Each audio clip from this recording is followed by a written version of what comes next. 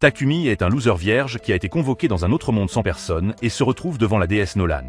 Mais la première chose qu'elle fait est de présenter des excuses sincères en expliquant que tout cela était une énorme erreur. Son sort de convocation est activé et tire au hasard des losers vierges de la Terre pour être Aekad. Cependant, Takumi n'était pas censé être inclus, car sa vie se déroulait bien, mais un incident l'a entraîné ici avec les autres. Cette erreur s'est produite parce que le Saint Empire de Sidonia a activé imprudemment le sort de convocation. Eh bien, contrairement aux autres héros convoqués qui sont allés directement à Sidonia, Takumi s'est retrouvé ici avec Nolan parce qu'il n'était pas censé être convoqué. Lorsque Takumi lui demande si elle peut le renvoyer sur Terre, Nolan explique qu'elle ne peut pas. Elle était si furieuse contre Sidonia pour avoir utilisé le sort interdit qu'elle l'a retiré des lois magiques de ce monde, rendant les voyages intermondes impossibles. Pour aggraver les choses, le processus l'a tué, le laissant sous forme de fantôme. Takumi panique, mais Nolan le rassure en disant qu'elle a une solution. Bien qu'elle ne puisse pas le ramener sur Terre, elle peut lui fournir un nouveau corps et l'aider à s'installer dans ce monde. En guise d'excuse pour son rôle dans la situation, elle lui offre sa bénédiction pour faciliter sa nouvelle vie. N'ayant pas vraiment le choix, Takumi accepte d'être réincarné, ce qui soulage Nolan car cela simplifie les choses pour elle. Nolan demande à Takumi de vérifier son écran de statut pour avoir un aperçu de sa nouvelle vie.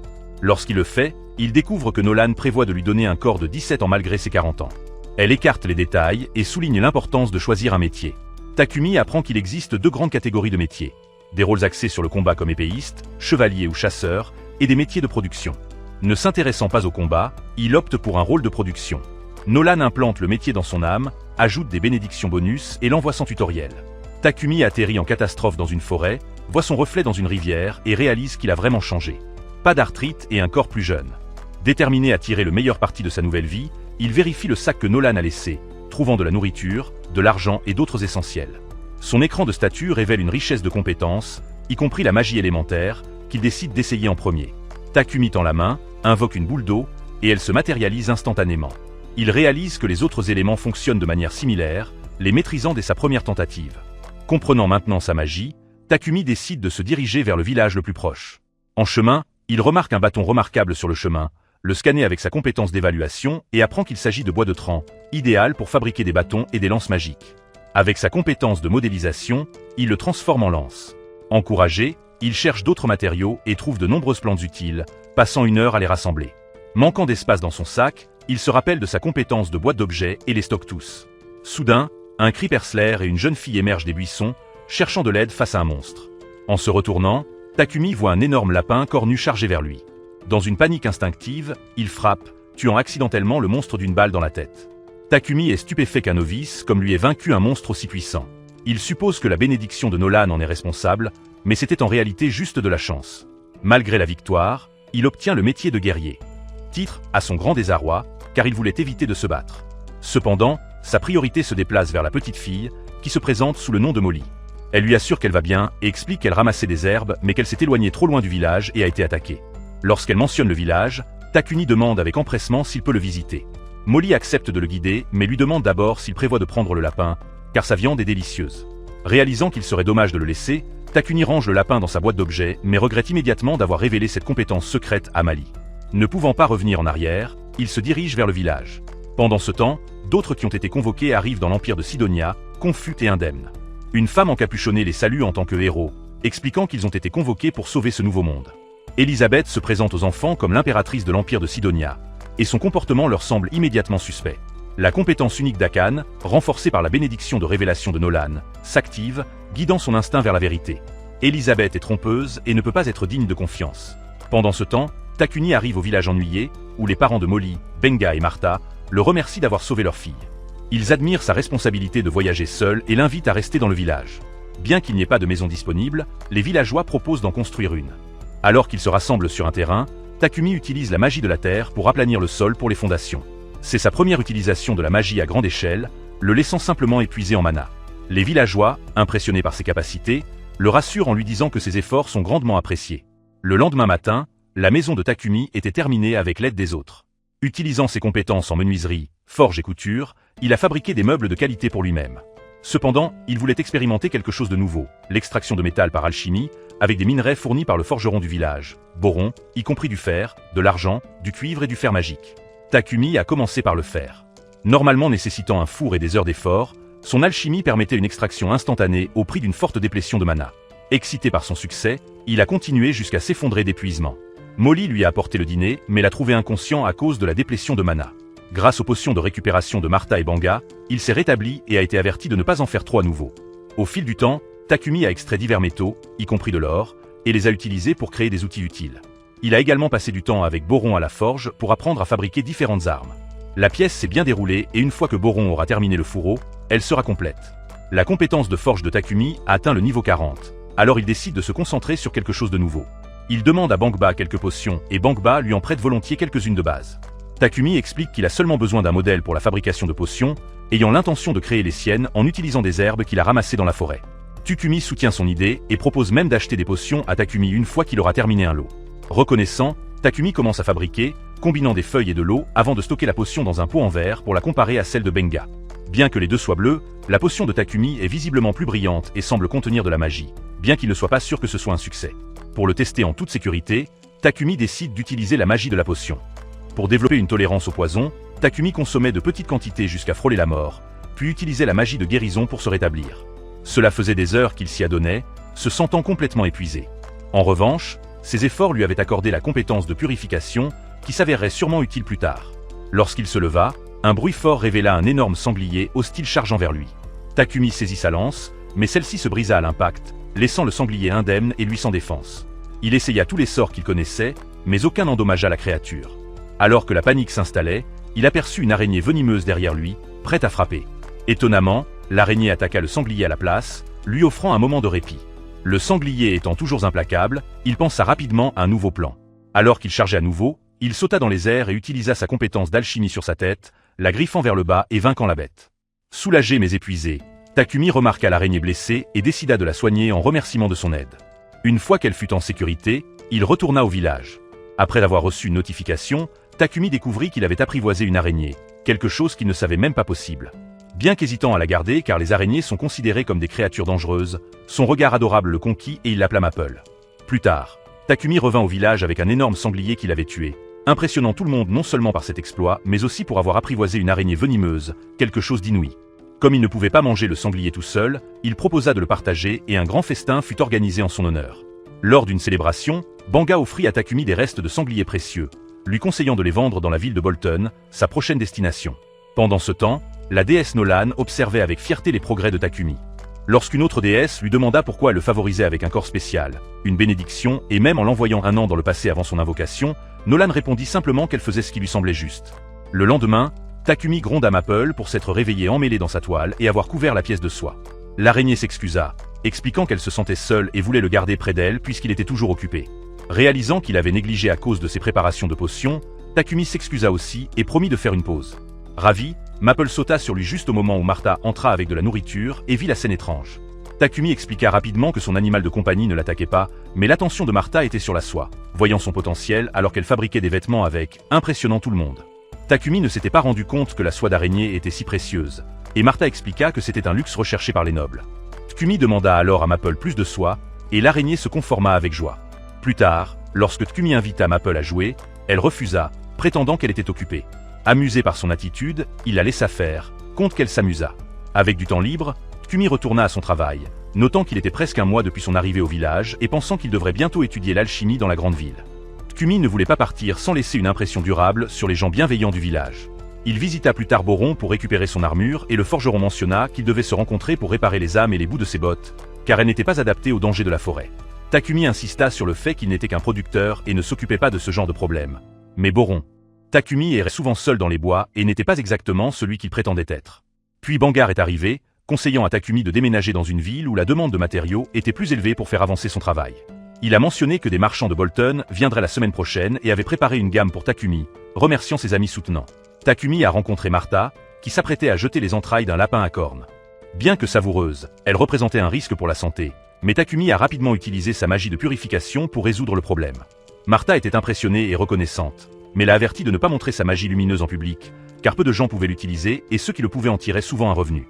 Bien que personne dans le village de Bolton ne s'en soucierait, elle a conseillé la prudence puisque Takumi se dirigeait vers la grande ville. En attendant les Bolt, Takumi a passé sa semaine à améliorer le village, en se concentrant sur sa sécurité et son efficacité avec un mur élevé et un équipement de production modernisé. Au fil du temps, Pipik est arrivé à Bolton et a été surpris par le mur.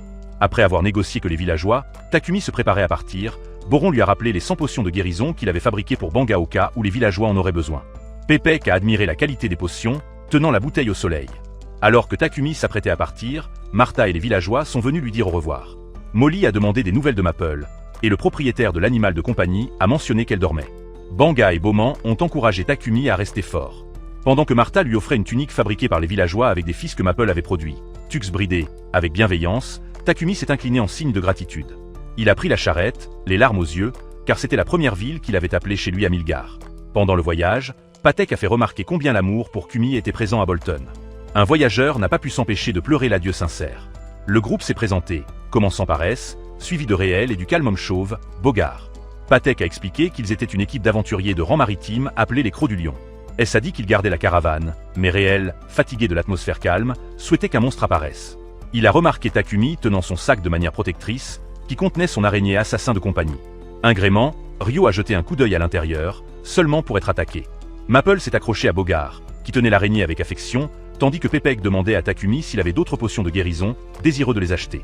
Une fois confirmé, le marchand a brusquement arrêté la charrette, stupéfait. Les aventuriers ont dégainé leurs armes, s'attendant à un monstre, mais au lieu de cela, un groupe de gobelins est apparu. Les Crocs du Lion sont rapidement partis pour s'en occuper, tandis que Ryo repérait d'autres gobelins dans la forêt et a commencé à les attirer avec des flèches. S et Bogart se battaient à proximité.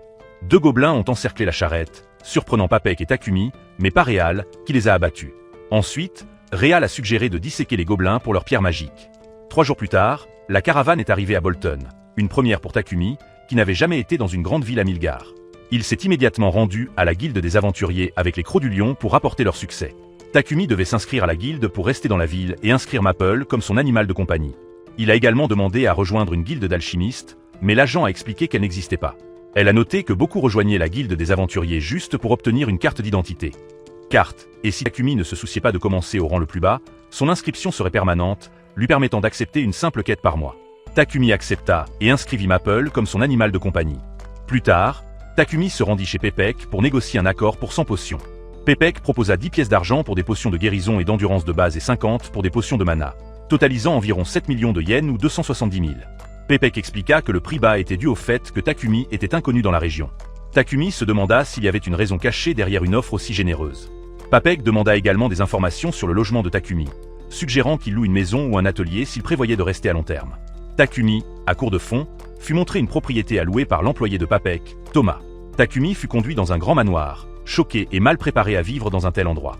Thomas l'informa que le loyer n'était que d'une pièce d'or et 50 pièces d'argent par mois, beaucoup moins cher que prévu. Il se demanda en plaisantant si quelqu'un y était mort, mais Thomas le rassura que ce n'était pas le cas.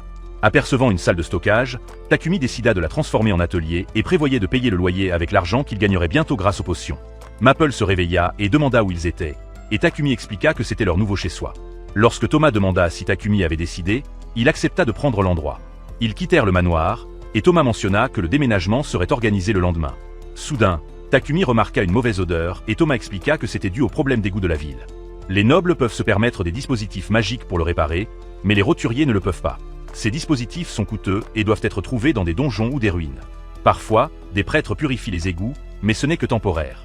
Le lendemain, Takumi installa son atelier, laissant les réparations du mur extérieur pour plus tard. Il mélangea du quartz et de l'argile de l'entreprise Pepex, le façonnant avec de la magie, puis accéléra le processus de cuisson avec de la magie de l'espace-temps. Après beaucoup d'efforts, ses niveaux d'alchimie et de magie lumineuse augmentèrent, mais il était épuisé de mana. Malgré sa fatigue, Takumi installa des toilettes de haute qualité dans sa salle de bain. En célébrant, il entendit les cris de Papek et se précipita pour vérifier. Le marchand était coincé dans des toiles d'araignée, acceptant la joie des enfants du village de Kumi, mais il expliqua que ce n'était pas courant. Papek, cependant, semblait imperturbable. Après l'avoir aidé, Takumi s'excusa, mais Papek balaya cela d'un geste et demanda à utiliser les toilettes. Takumi lui montra des toilettes magiques qui purifient les déchets, nettoient l'eau et laissent un minimum de résidus. Impressionné, Papek demanda si Takumi se spécialisait dans la magie de la lumière, mais Takumi, se rappelant le conseil de Martha de garder cela secret, demanda à Pepek de ne pas en parler.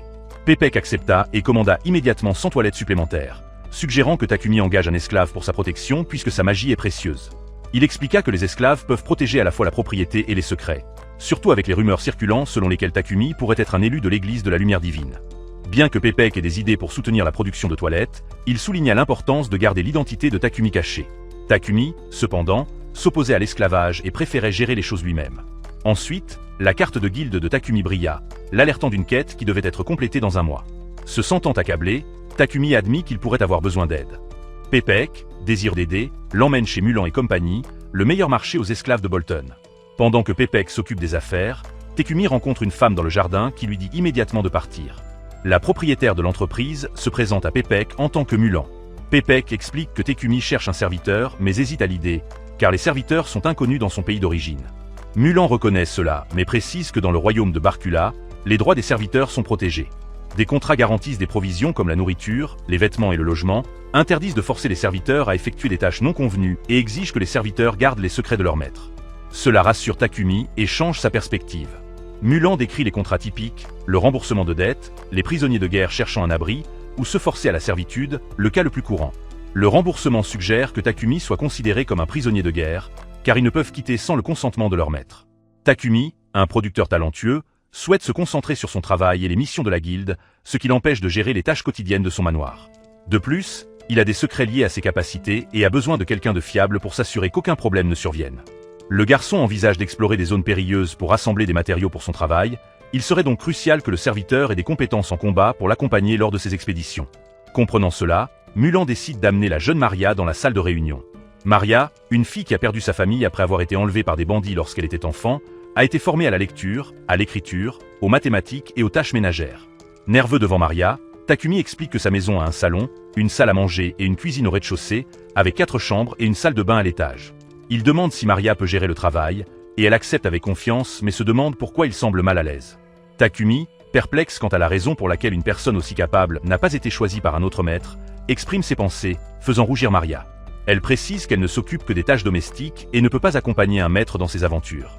Gêné, Takumi la rassure en disant qu'il n'a jamais voulu sous-entendre le contraire, ce qui aide à résoudre le malentendu. Mulan procède alors à la finalisation du contrat. Concernant le besoin du client pour un serviteur ayant de l'expérience en combat, Mulan admet qu'elle n'a actuellement aucun personnel de ce type disponible.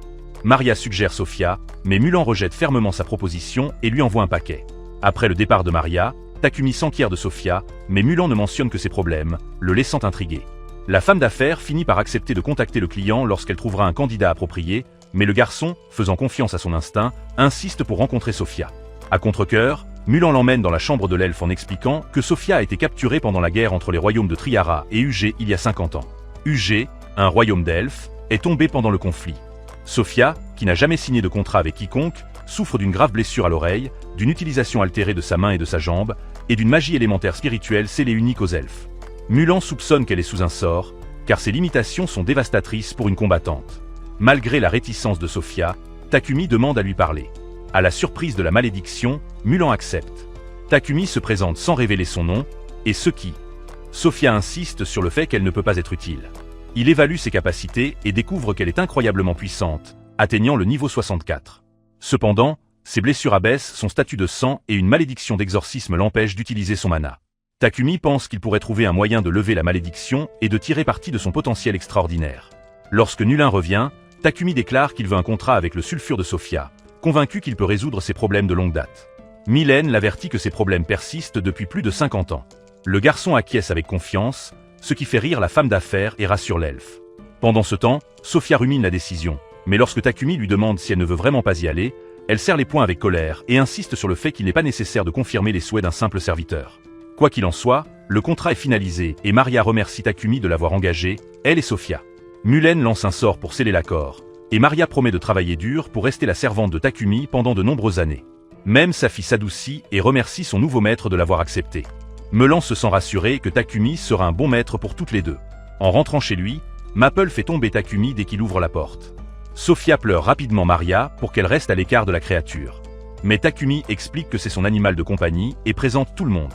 Bien que Sofia soit perplexe face à son maître qui garde une araignée mortelle, la question se règle lorsque Takumi lui montre une chambre spacieuse et en assigne une à côté pour Maria.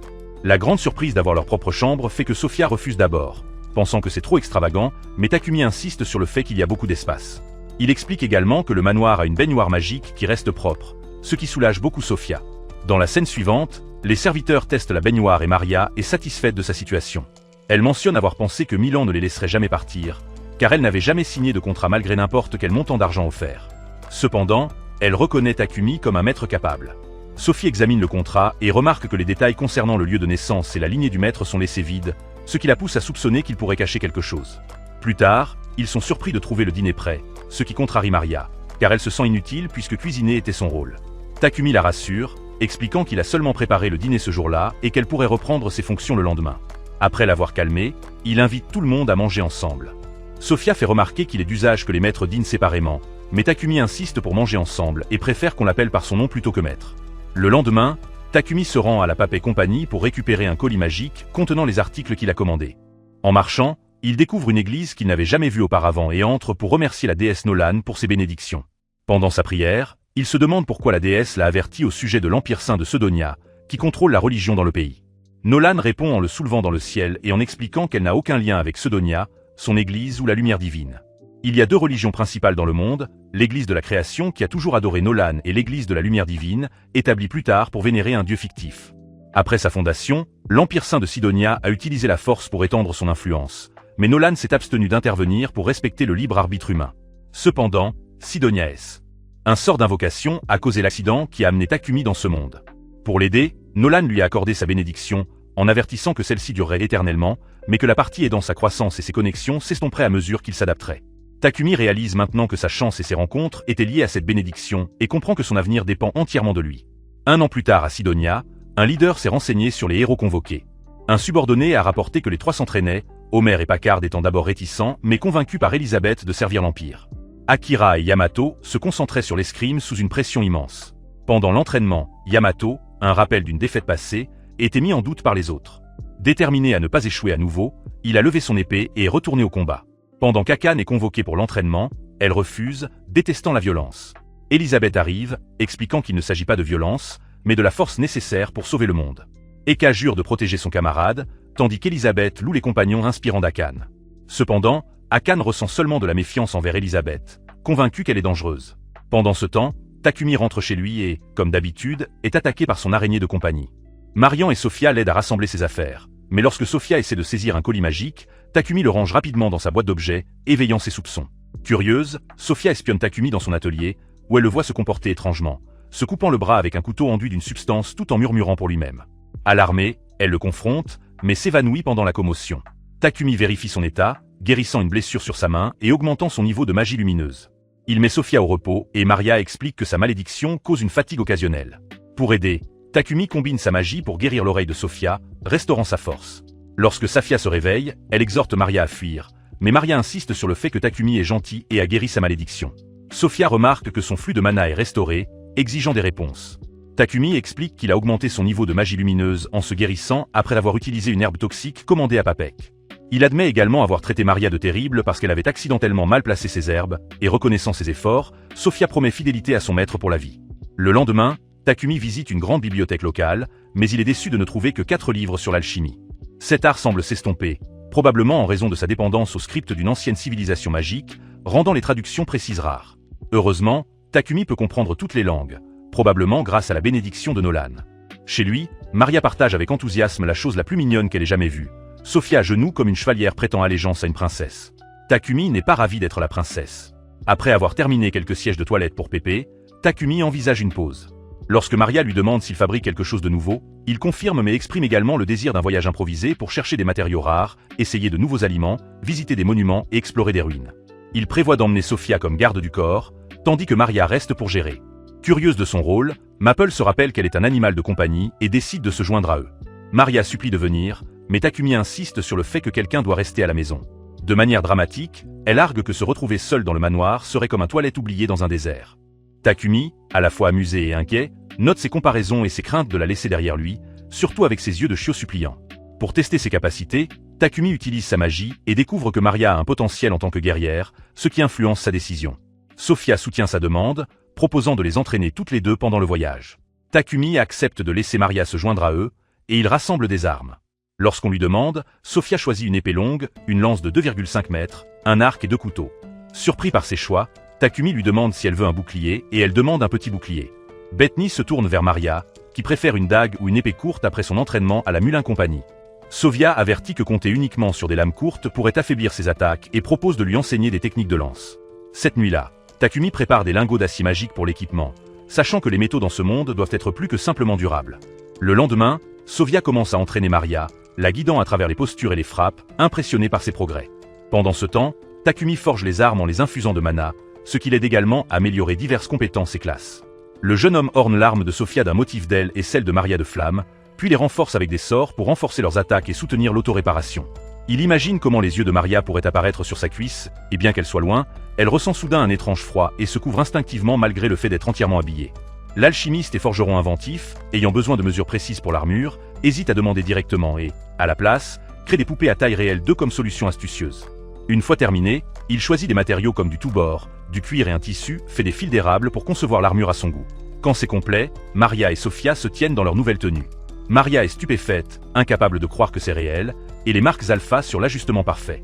Elle se demande comment Takumi parvient à une telle précision, mais avant que Maple puisse expliquer, il change de sujet pour parler de l'excellente défense de l'armure renforcée avec de la soie d'araignée. Il présente ensuite leurs armes, l'épée de Sophia et les couteaux de Maria. Takumi donne à chaque servante une bague en mithril comme point de focalisation pour le lancement de sorts. Sophia mentionne le coût élevé en mana, mais le forgeron explique que la fabrication de ces objets l'a aidé à débloquer la magie de glace et de foudre. Il se dirige vers la guilde des aventuriers pour enregistrer les servantes.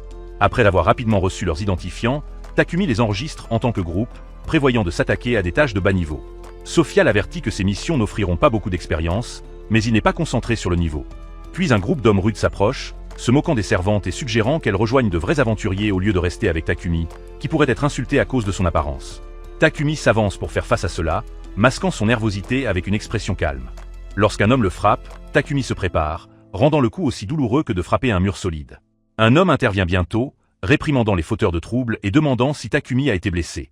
Takumi se gratte nerveusement le visage alors que Maria essaie de le défendre, mais l'homme reste peu convaincu. Hans, supervisant le groupe, défend Takumi, affirmant que les hommes plus grands ont commencé le conflit. La réceptionniste révèle alors que l'homme devant eux est Barak, le maître de la guilde locale. Barak ordonne de soigner le fou qui a frappé son camarade et dit au garçon qui a été frappé de le suivre. Lorsque le prêtre se fige en réponse à la question sur ce qui s'est passé et que la réceptionniste, sentant la mana, demande si de la magie est impliquée, Takumi précise qu'aucun sort n'a été lancé, il a simplement transformé Cole en diamant et amélioré son corps, expliquant pourquoi il a visité la guilde des alchimistes. Barak demande si les deux filles sont avec Takumi et elle confirme. Impressionnée par leur beauté, la réceptionniste suggère de les promouvoir au rang D, ce que Barak approuve pour dissuader les fauteurs de troubles. Takumi, surpris par la promotion, se sent comme un anti-protagoniste.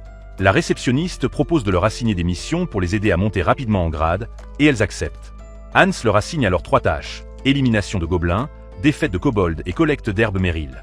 Lors de leur première mission, Maple avertit qu'il y a 4 gobelins cachés dans la forêt. Sophia demande leurs emplacements pour tendre une embuscade aux 2 premiers, tandis que les autres s'attaquent aux gobelins restants. Takumi réalise que ces missions sont de rangée avec des récompenses de 5 à 6 pièces d'argent. Cependant, il rencontre plus de gobelins et de kobolds que prévu. Sophia soupçonne un camp de monstres à proximité, probablement dirigé par un général gobelin de Rancé. Takumi propose de traiter, mais Sophia et Maria sont confiantes de pouvoir attaquer le camp. Kea annonce qu'elle est sur le point d'évoluer, alors le maître l'envoie vers un portail. Takumi explique maladroitement qu'il s'agit d'une dimension mobile débloquée au niveau 3 de la magie de l'espace-temps.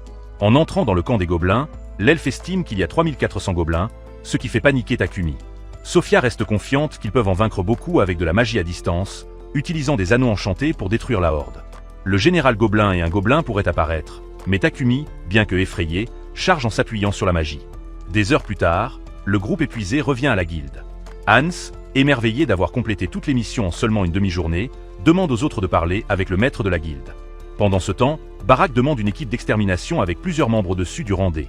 Soudain, Maple émerge d'un portail, frappe le maître à la tête et montre son évolution. Sophia et Takumi sont confus, mais Maria adore la nouvelle forme d'araignée. Maple, enfin capable de parler à la rousse, est heureuse. Avant de se séparer, Hans annonce que Takumi a atteint le rang E et que les filles sont maintenant au rang F à la maison. Maria demande au maître des chutes de tissu pour fabriquer des sous-vêtements pour elle-même et Sophia. Takumi doute que cela puisse être fait avec des chutes, mais Maria montre un dessin, expliquant que c'est simple. Takumi, gêné, esquisse des sous-vêtements beaucoup plus courts, pensant que c'est la norme, mais Maria demande ce style. Maple les informe alors que Papek est arrivé, mais s'est évanoui en voyant l'araignée mutant, alors elle l'a jeté dans le salon. Une fois qu'ils se réveillent, Papek leur dit que Lord Bolton veut rencontrer l'alchimiste au sujet du dispositif de magie de purification. En ville, Bolton est émerveillé par l'efficacité du dispositif et s'incline, se sentant redevable envers Takumi. Takumi est gêné par cette révérence, mais Bolton est prêt à le faire si nécessaire pour améliorer son domaine. Bolton loue également Takumi pour avoir vaincu un camp de gobelins, quelque chose que ses propres chevaliers n'ont pas réussi à faire. Takumi doit prioriser sa sécurité, surtout avec le Saint-Empire de Sidonia à ses trousses. Quelques jours plus tard, Takumi, épuisé, livre les sous-vêtements que Maple a fabriqués. Les filles. Il découvre qu'il a passé 3 jours à les fabriquer. Lorsqu'il se prépare à les essayer, Takumi panique et court dans sa chambre. Là, il remet en question ses actions, seulement pour être confronté à son démon intérieur, qui lui fait remarquer que Takumi voulait en fait essayer les sous-vêtements, ce qui le fait crier d'horreur. Le lendemain, l'alchimiste dévoile sa dernière invention, le réfrigérateur. Maple est émerveillé par l'air frais, pendant que le créateur explique qu'il garde les aliments frais en empêchant leur détérioration. Les femmes apprécient la brise et il leur demande de fermer la porte. Takumi fabrique le réfrigérateur en utilisant un alliage spécial de fer, de chrome et de nickel, le forme avec de l'acier inoxydable et l'enchante avec de la magie de réfrigération. Maria est ravie, impatiente de stocker des ingrédients frais. Lorsqu'on lui demande la couleur, Sophia suggère le bleu. Takumi laisse le réfrigérateur avec elle, ayant l'intention d'en livrer d'autres à Patbeck plus tard. Motivé par son combat avec le général Gobelin, il prévoit d'améliorer les objets ménagers et l'armure avec du mithril et de l'adamantium. Il consulte Hans, qui dit que les forgerons locaux peuvent travailler avec de tels métaux rares, mais propose de trouver quelqu'un dans le royaume des nains de Namstil. Avant que Takumi ne parte, Hans lui donne une liste de forgerons locaux. Étant donné que l'alchimie nécessite une mana significative, Hans recommande plutôt l'exploitation minière et parle à Takumi d'Horus, une ville au nord-ouest de Barcula, où il peut rassembler du mithril et de l'adamantium. Takumi ne peut pas entrer sans faire partie de la guilde des forgerons, mais en acceptant une mission de chasse aux monstres, il obtiendra la permission de miner. Pendant ce temps, Barak arrive avec des nouvelles. Avec la plupart des aventuriers chassant des buffles noirs, le bois de trance est rare à Bolton. Les arbres de trance poussent dans la forêt de la mort près d'Horus, et Takumi peut utiliser la magie de l'espace-temps pour les transporter directement. Après avoir accepté la mission, le maître de la guilde mentionne un forgeron ayant besoin d'un garde du corps à Horus. Si Takumi accepte, il sera promu au rang D, et Maria et Sophia au rang E. Takumi, nouveau dans les missions d'escorte, demande des informations sur les crocs de lion, mais ils sont occupés. Il s'enquiert ensuite du temps de voyage. Cela prend 7 jours par une voiture ordinaire ou 4 par un cheval monstre, mais seuls des chevaux ordinaires sont disponibles. Réel entre alors, s'excusant d'avoir utilisé un cheval monstre. Hans demande si leur mission est terminée, mais Réel répond que ce n'est pas le cas. Lors de son voyage, ils ont chassé un buffle noir, qu'elle a ramené avant qu'il ne se gâte. Il se plaint des rencontres constantes avec des créatures plus fortes, mais Barak lui rappelle que les aventuriers sont bien payés pour de tels risques. Réel prévoyait de revenir le lendemain matin pour rejoindre le groupe, tandis que Takumi l'invite chez lui pour un bain et du repos, ce que Réal accepte avec empressement. Plus tard, Takumi rend visite à Papek, qui accepte de lui prêter une voiture à cheval monstre en échange de minerais et de réfrigérateurs supplémentaires. Sophia, remarquant le retard de Takumi, regrettait de ne pas l'avoir rejoint. Ce soir-là, Takumi et Réal déploraient le manque de forgerons qualifiés en mithril, se rappelant qu'un de leur liste était absent. Soudain, une silhouette encapuchonnée apparaît et Réal sent le danger. Il attrape Takumi pour fuir, mais la silhouette les attrape et fait tomber Réal. À sa grande surprise, Sophie se révèle furieuse pour l'attaque. Elle tire son épée, mais Takumi explique la situation. Ensuite, Sophie s'excuse d'avoir attaqué un ami, mais Takumi prend la responsabilité de ne pas les avoir informés de son retard. Jour. À son arrivée chez l'alchimiste, Réel fut choqué par la transformation de Maple, la qualifiant de mignonne. Cependant, Maple ne l'aimait pas, laissant Réel découragé. À genoux, il se lamentait d'être le seul membre célibataire, tandis que S et Bogart étaient mariés. Takumi précisa que les filles étaient ses petites amies, et Réel demanda à Sophia ce qu'elle pensait de lui. Elle répondit que son cœur et son corps appartenaient à Takumi, Maria offrant la même réponse. Takumi plaisanta en disant que Réel devrait pleurer sous la douche, et il le fit. Pendant ce temps, Sophie accepta de partir à la chasse aux trans et le chef fixa leur départ dans 3 jours. Réel prit plus tard congé et Takumi travailla à la fabrication d'armes. Il choisit une grande épée en carbure de tungstène drainant le mana, mais elle était encombrante. Malgré ses difficultés avec l'alchimie, il divisa l'épée en 2 lames plus petites et plus légères tout en maintenant leur puissance. 3 jours plus tard, Takumi atteignit la porte nord de Bolton et remercia Papek pour la carriole, qui transportait Gambo, un nain forgeron, signifiant un trajet vers Horus. Au début du voyage, il loua l'équitation de Maria, et elle mentionna s'occuper d'un cheval appelé Dieu Furieux dans la compagnie Melan. Pendant ce temps, Hans informa le maître de la guilde de l'augmentation de l'activité des monstres dans la forêt de la mort, espérant que Kumi éviterait les créatures puissantes. Ailleurs, un noble dit à Pepek que le roi est satisfait de la nouvelle salle de bain et demande davantage dans la capitale royale. Le problème des égouts de Bolton s'améliore, mais la nouvelle a atteint l'empire sacré de Sidonia, qui pourrait bientôt réagir. Plus tard, Akira et Yamato s'entraînent dur dans le château de Sidonia pour répondre aux attentes. Lors d'un match d'entraînement, Yamato se souvient d'avoir remporté un championnat de judo au lycée, tandis qu'un comté se concentre sur la mystérieuse Elisabeth. De retour avec Takumi, il établit une barrière magique pour la sécurité avant de partir chasser le trans. En chemin, il demande à Sophia comment distinguer les arbres normaux des Trint, et elle explique que cela se fait en ressentant le mana qui y circule. Sophia dirige le groupe vers un arbre spécifique, révélant qu'il s'agit de leur cible, sans hésitation.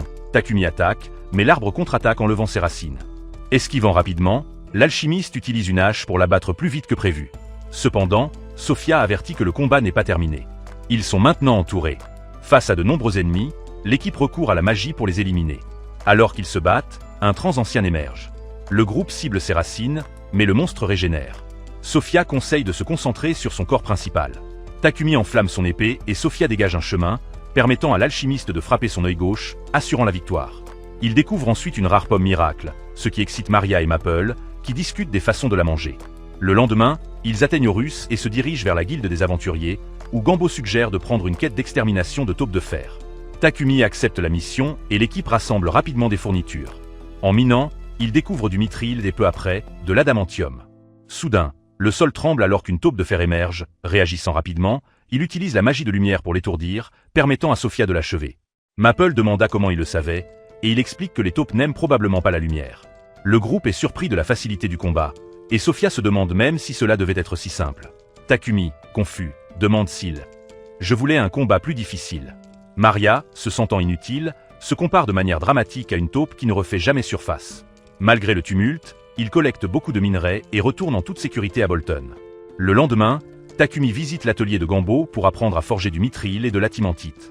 Au fil du temps, il maîtrise cet art, car ces matériaux sont plus difficiles à travailler que l'acier magique. Une fois compétent, il forge des armes et des armures adaptées à ses alliés. Il garde l'armure du tonnerre, qui améliore sa vitesse mais nécessite un contrôle précis. Il crée également la lance du vent, une tempête pour Sophia, et la lance de feu pour Maria, qui jure de le protéger. Sophia se demande s'il est possible d'avoir un bouclier solide, mais Takumi insiste pour qu'elle se concentre sur sa propre sécurité. Pendant ce temps, la déesse Nolan veille sur son protégé, pressentant des dangers futurs. Un an plus tard, au château de Sidonia, les héros se tiennent devant le roi, prêts à se rendre à Samandure et à lutter pour la paix. Le roi leur accorde sa bénédiction. Cette nuit-là, Takumi travaille sans relâche pour forger le bouclier de Sophia, s'effondrant d'épuisement. Un feu et des citrons elfes que personne ne peut aider l'alchimiste fatigué. À Barcula, le roi reçoit une lettre de Sedonia concernant la magie de purification, avertissant d'une menace imminente, serrant le message, il se prépare à agir. Dans les jours qui ont suivi, un envoyé de Sedonia s'est approché du roi de Barcula concernant les outils enchantés utilisés pour nettoyer ses égouts. L'Église de la Lumière Divine avait condamné cette pratique auprès du pape de l'Empire sacré, affirmant que la magie de lumière était une bénédiction sacrée accordée uniquement à leur clergé. Ils exigeaient la propriété du cercle de magie de purification. Avec mépris, le roi répondit que si leur divinité leur avait vraiment accordé ce pouvoir, ils devraient être capables de créer la magie eux-mêmes. Frustré, l'envoyé insista sur le fait que l'utilisation de la magie de purification sacrée à de telles fins était blasphématoire. Imperturbable, le roi refusa, ce qui entraîna une menace de retirer tous les prêtres de l'église de la lumière divine de Barcula. Imperturbable, le roi les invita calmement à partir, remettant en question si défier l'église était sage. Cependant, Papek resta indifférent, notant que Barcula avait également l'église de la création dédiée à la déesse Nolan. Lorsque Takumi demanda quelle divinité l'église de la lumière divine vénérait, les marchands spéculèrent qu'il s'agissait d'Anat. Quoi qu'il en soit, Papek expliqua que Barcula valorisait la liberté religieuse, de nombreux habitants suivant encore l'ancienne église de la création, dont les prêtres offraient de la magie de guérison en tant que charité, contrairement aux clercs très bien rémunérés de l'église de la lumière. Après que le sujet ait été abordé, Papek admit qu'il avait une demande. Aux côtés de Marcus Godwin, il avait démontré la magie de purification au roi, qui souhaitait maintenant rencontrer l'alchimiste en personne. Papek souligna que refuser mettrait en colère le roi, et lorsque Takumi hésita, l'homme d'affaires joignit les mains et lui demanda pratiquement d'accepter.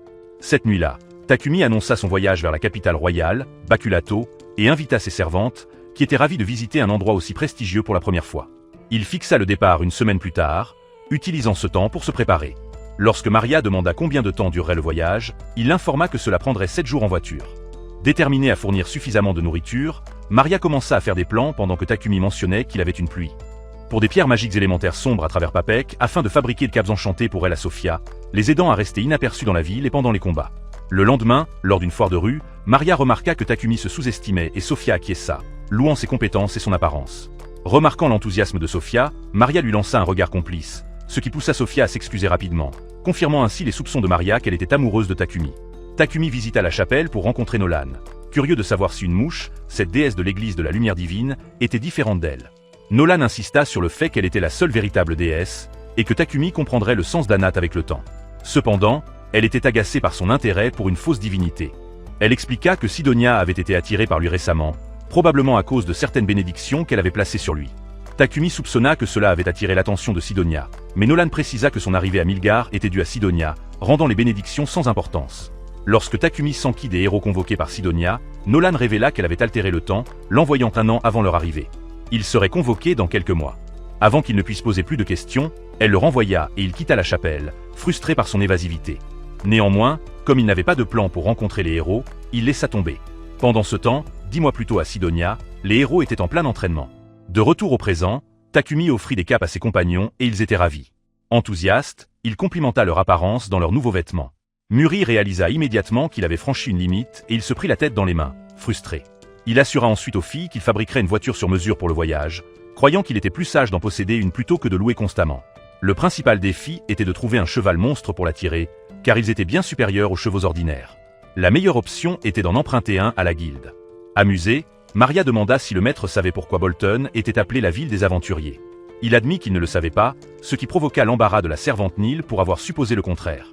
Indifférente, elle expliqua que Bolton avait gagné son nom en raison des zones remplies de monstres à proximité, comme la forêt de la mort, qui abrite des licornes, des chevaux puissants et des griffons, bien plus forts que les chevaux monstres.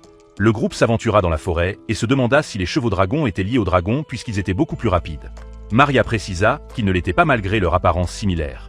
Sophia ajouta que leur principale distinction était les cornes ressemblant à celles des rhinocéros et les écailles de dragon.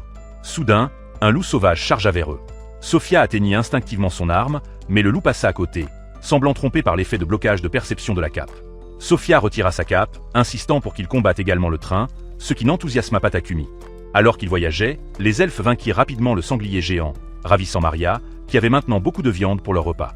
Le groupe découvrit ensuite un tran mort, et Takumi se sentit chanceux. Il était sur le point d'acheter du bois de tran à Patek, mais maintenant il avait suffisamment de quoi reconstruire toute la voiture. Pendant que l'équipe rassemblait des fournitures, du bois d'érable, une planche, s'éloigna et trouva un cheval dragon blessé. Lorsqu'elle essaya d'aider, la créature lui tira un rayon, lui rappelant qu'Antung l'avait sauvé. Elle rassura le cheval que son maître pouvait le guérir, mais soudain, 2 fourmis géantes, celles qui avaient blessé le cheval.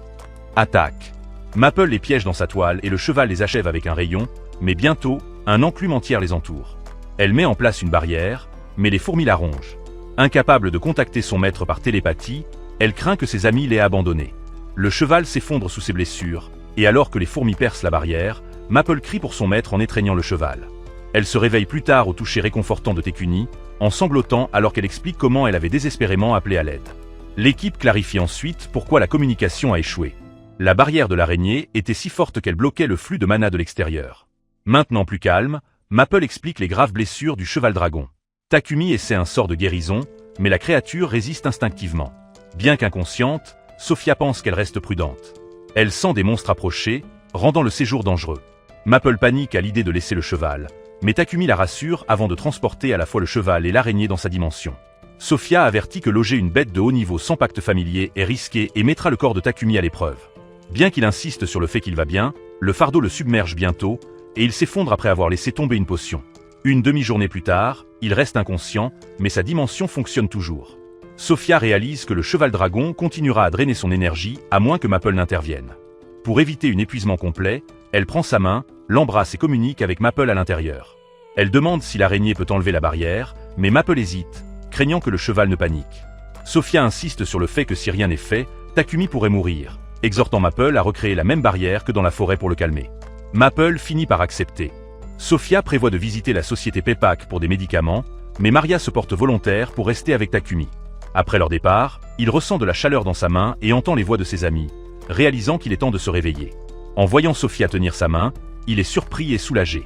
Dehors, Maria regarde avec joie alors qu'il se prépare à vérifier le cheval dragon, et avec la barrière de Maple, il constate qu'il se rétablit bien. L'alchimiste suggère de le dompter comme Maple. Takumi canalise son énergie à travers un cercle magique pour guérir complètement la créature. Lorsqu'on lui demande un nom, il choisit Tsubaki, inspiré par l'arbre à camélia. Tout le monde s'accorde à dire que c'est beau. Tsubaki rappelle à Maple sa solitude passée avant que Takumi ne la sauve. Pour célébrer, Maria invite tout le monde à un dîner spécial, ce qu'ils acceptent avec empressement. À l'arrière de l'entreprise de traite d'esclaves Palim dans la capitale royale, une fille bête avec un talent magique est présentée à un client. Elle promet d'améliorer ses compétences, mais l'homme la rejette, disant qu'il a besoin de quelqu'un d'utile tout de suite, pas seulement d'exotique. Ne souhaitant pas attendre qu'elle apprenne, il s'en va. Un travailleur rassure Riva qu'un maître bienveillant viendra un jour. Attristée, elle réfléchit aux mots répétés de son maître et se rappelle d'un souvenir d'enfance avec son petit frère, où elle avait promis d'envoyer de l'argent à la maison, seulement pour faire face à une réalité bien plus dure. Pendant ce temps, Takumi travaille tard dans son atelier et à l'aube, se dirige vers l'atelier de Gambo pour des tâches de forge. Safia et Maria notent qu'il a également pris des commandes supplémentaires pour la société Pepek, mais il insiste sur le fait qu'il ne se surmène pas. Plus tard, à la guilde de Bolton, Takumi entend Barak se disputer avec quelqu'un. Kira lui demande qui est Hans, qui explique que des apparitions récentes de monstres près de la ville ont suscité des inquiétudes. Hans esquisse une créature basée sur les témoignages, la trouvant mystérieuse mais pas encore dangereuse. Un employé demande à Takumi pourquoi il est là, et il explique qu'il souhaite enregistrer un autre familier. Hans, imperturbable après que Takumi a précédemment enregistré son araignée, est choqué lorsqu'un cheval-dragon apparaît, identique à la créature de son croquis. Réalisant que c'est la source de la terreur récente, la panique s'installe. Juste à ce moment-là, quelqu'un crie que le monstre est arrivé et le maître de la guilde ordonne à Takumi de le suivre. Pendant ce temps, Sofia se souvient d'avoir discuté des serviteurs potentiels avec Mulan, qui promet de chercher dans d'autres villes. Maria dit alors à Sofia qu'elle l'aide en s'assurant que Takumi mange correctement, car il oublie souvent. Sofia souhaite alléger son fardeau, mais ne sait rien sur l'alchimie. Maria propose de l'aider dans la cuisine et Sofia décide qu'elle peut au moins aider là-bas. Maria fronce les sourcils et insiste sur le fait que ce n'est pas nécessaire, ce qui fait se demander à Sofia si son amie se sent mal à l'aise de recevoir de l'aide. Maria admet que c'est le cas, mais comme l'elfe ressent la même chose, elles sont à égalité. Elle note ensuite à quel point Sofia a changé, apparaissant plus posée et élégante, ce qu'elle trouve adorable. Gênée, Sofia change de sujet, l'exhortant à terminer ses courses et à retourner auprès de Takumi. À l'atelier de Gambo, il trouve l'alchimiste évanoui d'épuisement. Le forgeron regrette de ne pas l'avoir arrêté plus tôt, mais voir la voiture qu'il a construite prouve ses efforts. Maria loue avec enthousiasme son intérieur, bien que Sofia pense qu'elle exagère. À l'intérieur, Takumi explique qu'il a enchanté la voiture avec une expansion spatiale, la transformant en un véritable foyer avec une cuisine, une salle de bain et des chambres. Ravie, Maria prend les rênes et s'élance, tandis que Sofia admire la douceur de la conduite malgré leur vitesse. Takumi demande s'il manque quelque chose, et Maria suggère d'ajouter des lames rétractables sur les côtés, ce qui le surprend, mais il promet d'y réfléchir. Après un voyage rapide, Tsubaki monte en niveau, acquérant de nouvelles capacités, et devient encore plus forte. À leur arrivée, Takumi rencontre les crocs de lion et est heureux de les avoir comme escorte. S est émerveillé par le cheval-dragon tirant la voiture jusqu'à ce que Papek arrive avec Godwin Bolton et un autre homme, admirant le véhicule de l'alchimiste. Takumi les remercie de l'accompagner à la capitale, et Papek monte avec empressement à l'intérieur, pour crier ensuite de choc. Un bruit fort suit, incitant le propriétaire à vérifier. Papek est simplement submergé par l'artisanat, étonné que Takumi l'ait construit seul. L'attrapant avec excitation, Papek exige des détails sur le design jusqu'à ce que Godwin le frappe pour le calmer. Papek s'excuse, mais admet qu'il aimerait posséder un tel véhicule. Godwin est plus direct, offrant 100 pièces de platine, équivalent à 6 millions de dollars, pour une voiture similaire. Takumi est stupéfait par le montant. Alors que le voyage vers Bakalato, la capitale royale, commence, Godwin dit à son compagnon que les créations de Takumi ont grandement bénéficié à son domaine et que le jeune inventeur est destiné à une reconnaissance mondiale. Takumi croit qu'il est de sa responsabilité de protéger l'alchimiste de ceux qui pourraient être tentés par la richesse. Bien qu'il comprenne la nécessité de protéger les gens à Barcula, il se pavane. Lutte contre les dangers omniprésents de l'Empire sidonien, où la vigilance est constante. Pendant ce temps, plus tard à Sidonia, le conte lit comment la déesse Anna a secoué l'humanité et a ensuite créé des hommes bêtes à partir d'animaux pour les servir, suivis par des elfes et des nains à partir d'esprits. Ensuite, elle touche avec inquiétude le collier d'une fille bête dans sa chambre. De retour au présent, la diligence atteint Bakalado sans problème, grâce à Maria, Sofia, Maple et Tsubaki qui gèrent toutes les menaces. À son arrivée, Papek s'approche de Takumi pour discuter de quelque chose à l'auberge. Là, un homme d'affaires révèle des plans pour présenter au roi une diligence similaire à celle de Takumi, croyant que cela mettra en valeur le talent de l'alchimiste. Construire un bâtiment en 5 jours semble décourageant, mais Takumi insiste sur le fait que c'est possible, enflammant la détermination de Papek à le faire rapidement. Plus tard, Takumi informe les servantes que Papek a mentionné une entreprise d'esclaves appelée Palom qui possède un grand jardin pouvant servir d'atelier pour la construction de la diligence. Sovreg se souvient que l'endroit appartient à un homme de confiance nommé Burton, et suggère que Takumi pourrait avoir besoin d'aide car il s'est épuisé pendant le voyage sans repos adéquat. Comme ni Sofia ni Maria ne peuvent aider avec l'alchimie, Takumi devrait trouver quelqu'un de qualifié en visitant Palom. Elle prévient que sa plus grande menace pourrait ne pas être externe, mais son propre éthique de travail implacable. À son arrivée, Burton mentionne avoir entendu parler de l'utilisation de l'alchimie par Takumi pour fabriquer une diligence en mithril et en atimantite, et Sofia suggère un candidat potentiel. Pendant ce temps, Maria se précipite vers Sofia, inquiète que Maple ait disparu malgré le fait qu'elle était à côté de Tsubaki il y a quelques instants. Inquiète, l'elfe cherche l'araignée au sein de la compagnie jusqu'à ce que le cri terrifié de Riva révèle son emplacement. Sofia gronde son amie et s'excuse auprès de la fille bête surprise, qui devient captivée par elle. Remarquant un vieux livre, Riva laisse tomber, et Sofia commande son âge, la fille expliquant sa fascination pour la magie et les textes anciens. Sophia demande des nouvelles de l'encyclopédie des bases de l'alchimie et la bête explique que, bien que certains considèrent les cercles alchimiques comme dépassés, elle croit qu'ils sont le meilleur moyen de comprendre la décomposition et la recomposition. Plus tard, Takumi trouve Sophia et l'invite à l'aider à trouver un nouveau membre pour le groupe. Dans la salle de réunion, Burton présente Riva. Alors que Takumi se présente, Riva s'inquiète. Si elle est rejetée à nouveau, elle sera impuissante à soutenir sa famille. Lorsque Takumi mentionne avoir besoin de quelqu'un intéressé par l'alchimie, elle réagit avec enthousiasme mais hésite, hantée par un rejet passé. Sophia la rassure en mentionnant qu'elle a étudié l'alchimie et la magie ici. En entendant parler de l'encyclopédie, Takumi en discute avec enthousiasme avec Riva, qui la compare à d'autres méthodes comme celle d'Aaron Martin. Encouragée, Takumi dessine un cercle sur du papier et demande si elle le reconnaît. Anxieuse mais déterminée, Riva l'analyse attentivement, désespérée de prouver sa valeur. Submergée par la peur de l'échec, elle commence à pleurer, admettant qu'elle ne sait pas. Son village utilise du miel de l'apiculteur au lieu de crème moelleuse. Takumi propose à Riva un rôle d'assistante malgré son échec et un défi. Elle est perplexe, mais il explique que reconnaître le motif était ce qui comptait.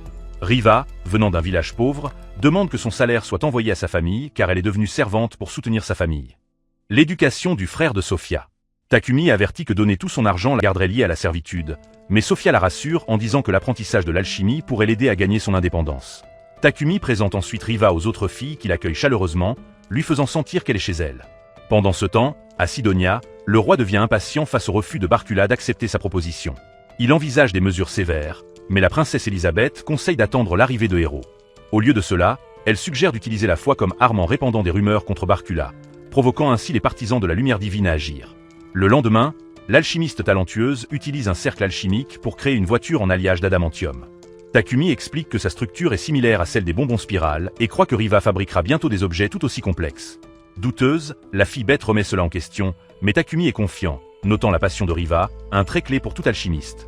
Il lui demande alors de l'aider à synthétiser des pièces de base. Le jour de l'audience royale, Takumi admire la voiture qu'il a construite lorsqu'un homme s'approche, demandant si c'était la sienne. Takumi répond que c'est pour le roi.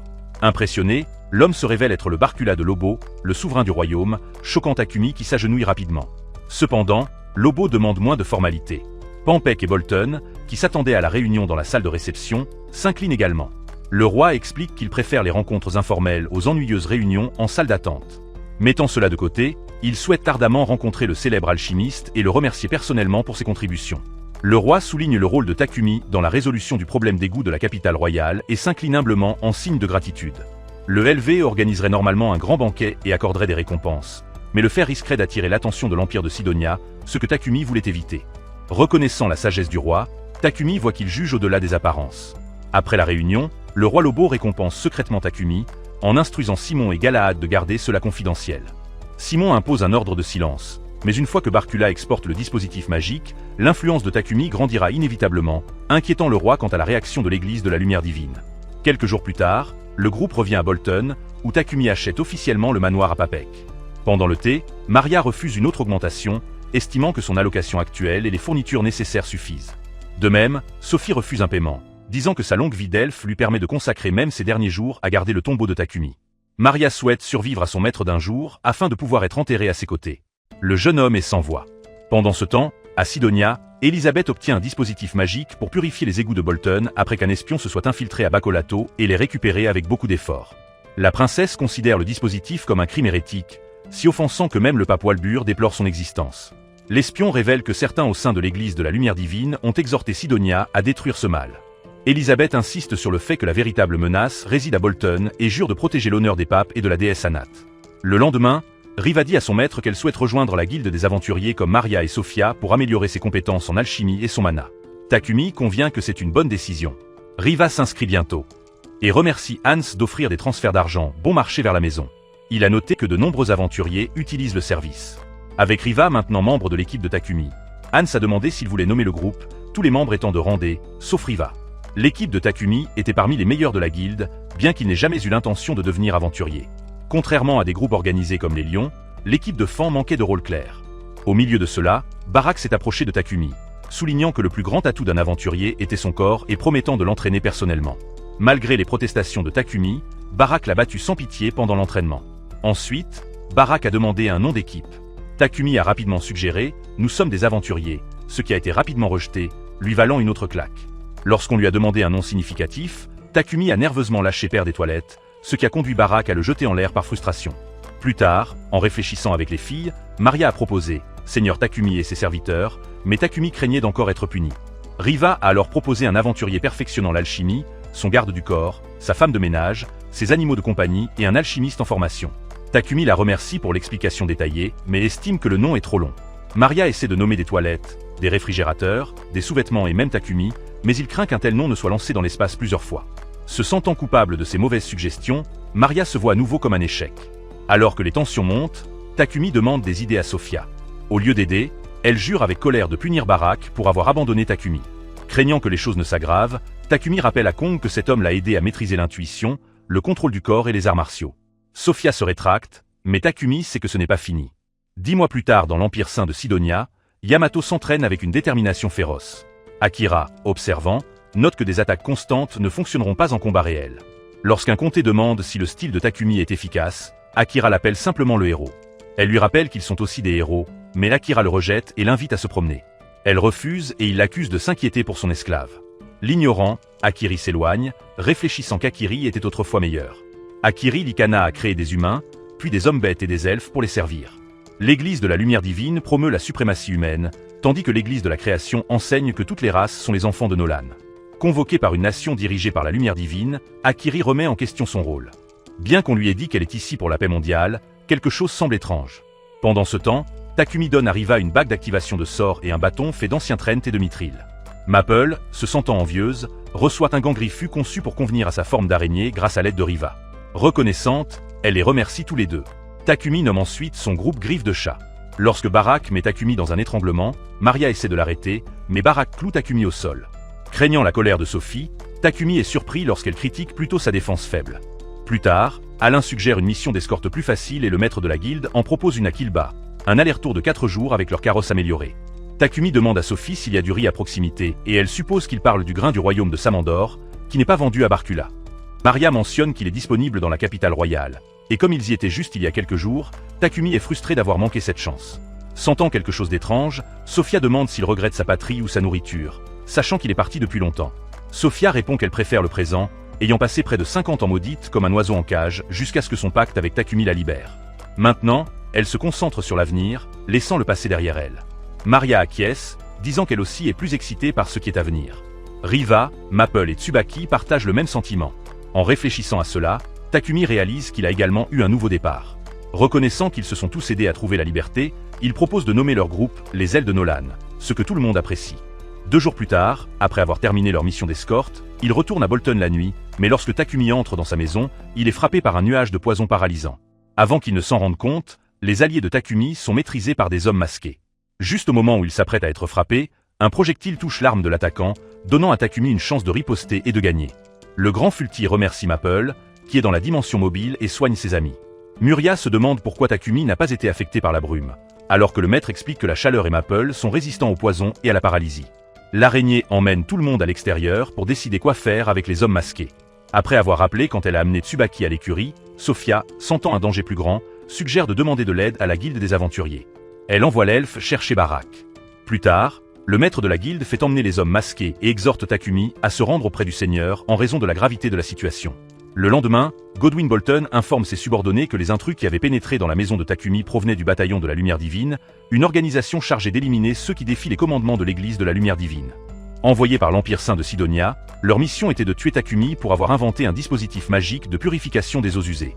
Beaucoup se souviennent que des prêtres des églises de la Lumière Divine et de la Création purifiaient auparavant les eaux usées en utilisant la magie. Alors que l'Église de la Création offrait ce service gratuitement, l'Église de la Lumière Divine facturait des frais élevés, en faisant une source de revenus majeure. Comme l'invention de Takumi menaçait leurs profits, il envisageait de fuir vers une autre nation. Cependant, Godwin soutenait qu'il serait plus en sécurité à Bolton, où l'Église de la Création avait un fort soutien. Pour garantir la sécurité, Gala avait ordonné de surveiller les entrées et sorties de la ville, tandis que Barak conseillait la vigilance lors des sorties. Craignant pour sa vie, Takumi envisageait de suspendre les missions, mais le chef de la guilde refusait, car son absence nuirait à la guilde. Malgré ses inquiétudes, Sophia jura de le protéger, et Barak promettait de l'entraîner à l'autodéfense. Alors qu'il quittait la réunion avec l'elfe conduisant la charrette, Takumi réfléchissait à la façon dont l'église divine de Sidonia était vraiment après lui, mettant en danger Sophia, Maria et Riva la nuit précédente.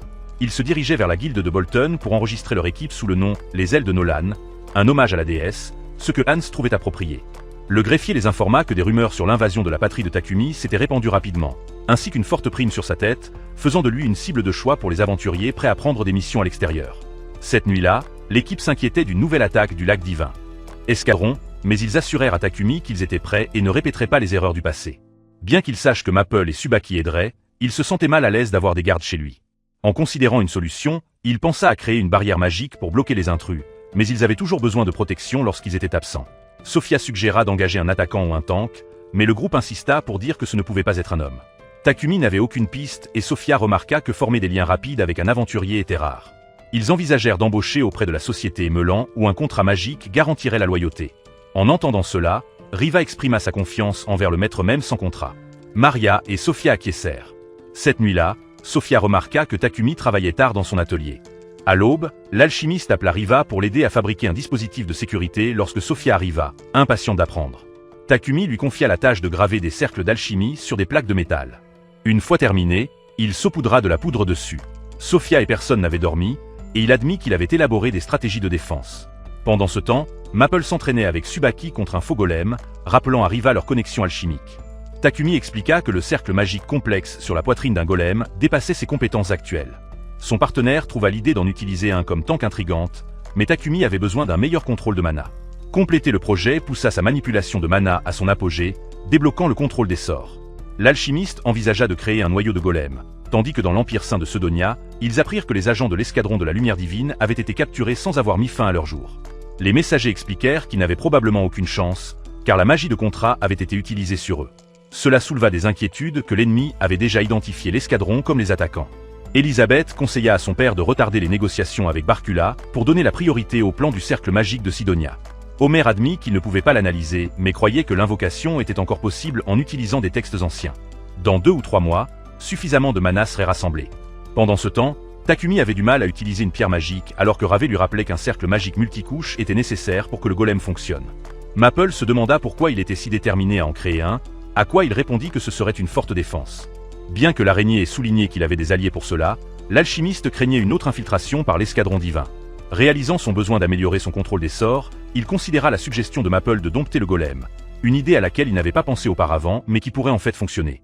Takumi demanda à Sophia où trouver des golems, et elle mentionna que des golems de pierre perdus erraient dans la forêt de la mort à l'ouest, tandis que des golems de fer pourraient émerger dans un ancien donjon près de Horus. Choqué que des donjons existent, Takumi était impatient de combattre un golem de fer, mais Sophia avertit qu'entrer sans un soutien adéquat était imprudent, ce qui lui fit réaliser son manque d'expérience. Ils se dirigèrent vers les plaines rocheuses où ils avaient précédemment chassé des trans et rencontrèrent un immense golem de pierre. Takumi était émerveillé par sa taille, tandis que Sophia l'identifia comme une créature de classe gardien. Pour le vaincre, il devait détruire la pierre magique dans sa poitrine, mais Takumi refusa. Soudain, le golem tordit nerveusement sa tête en arrière et cligna des yeux, les alarmant. Incertain de savoir si c'était. Les yeux peuvent attaquer ou simplement détecter des ennemis, Sophia voit le danger grandissant. Laisser passer semble le plus sûr, mais l'alchimiste ne recule pas, croyant que cela pourrait être un allié. Il s'en approche, forçant Sophia, Riva et Maria à le protéger. Malgré la menace, Takumi ne ressent aucune hostilité et tient bon. Il soupçonne que le golem, un gardien ruiné, répond à la bénédiction de la déesse Nolan en lui. Testant sa théorie, il lève la main et apprivoise facilement le golem, choquant tout le monde. Lorsque Maple demande son nom, il l'appelle Titan d'après un géant légendaire.